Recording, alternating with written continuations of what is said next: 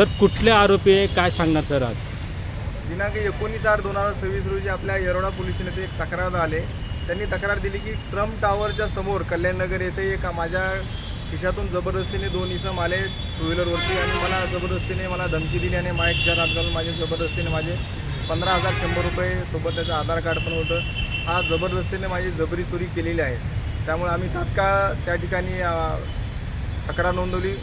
गुन्हा register number 325/2026 कलम 309(4) व इतर कलमांवर आपण गुन्हा दाखल केला आणि गुन्हा दाखल केल्यानंतर आमची सर्व टीम, आमचे पोलीस निरीक्षक गुन्हे श्री केशव धिंडे साहेब आहेत, तपास पथकाचे श्री किशोर बेरड आहेत आणि त्यांची सर्व टीम, आम्ही सर्व टीम या ठिकाणी या गुन्ह्याच्या तपासामध्ये तपास सुरू केल्यानंतर आम्ही सर्व CCTV, सर्व तांत्रिक बाबी आणि त्या ठिकाणच्या गोपनीय बातमीदारांमार्फत आपण माहिती काढली.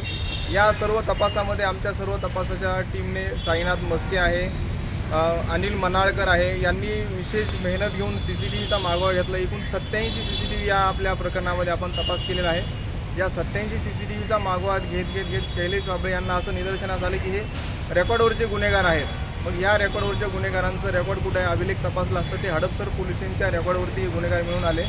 मग हडपसर पोलीस स्टेशनच्या मदतीनं आम्ही त्या स्थानिक पोलिसांच्या मदतीनं हडपसर पोलीस स्टेशनच्या हद्दीतून या दोन्ही आरोपींना ताब्यात घेतलं. त्यांच्याकडे चौकशी केली असता एकाने आपलं नाव निखिल उर्फ दादा शशिकांत कांबळे, वय 26 वर्ष, राहणार वेताळ बाबा वसाहत हडपसर, आणि दुसरा जो आरोपी आहे तो आयान नासिर शेख, वय 22 वर्ष आणि राहणार सय्यदनगर वानवडी. तर या दोन्ही आरोपींना ताब्यात घेतलं. त्यांच्याकडे चौकशी केली असं त्यांनी गुन्ह्याची कबुली दिली आणि हे विशेषतः हे आरोपी रेकॉर्डवरचे आहेत, सराईत गुन्हेगार आहेत. अशा प्रकारच्या छोट्या मोठ्या चोऱ्या, जबरी चोरी करणं हा त्यांचा नेहमीचा त्यांची सवय आहे. तर या आरोपींपैकी निखिल उर्फ दादा शशिकांत कांबळे याच्यावर जर अभिलेख आपण बघितला तर 27 गुन्हे दाखल आहेत आणि आयान नासिर शेख याच्यावरती 4 गुन्हे दाखल आहेत. तर अशा प्रकारच्या गुन्हेगारांना फार शिताबीनं स्थानिक पोलिसांच्या मदतीनं आपण हडपसर येथून त्यांना ताब्यात घेतलं.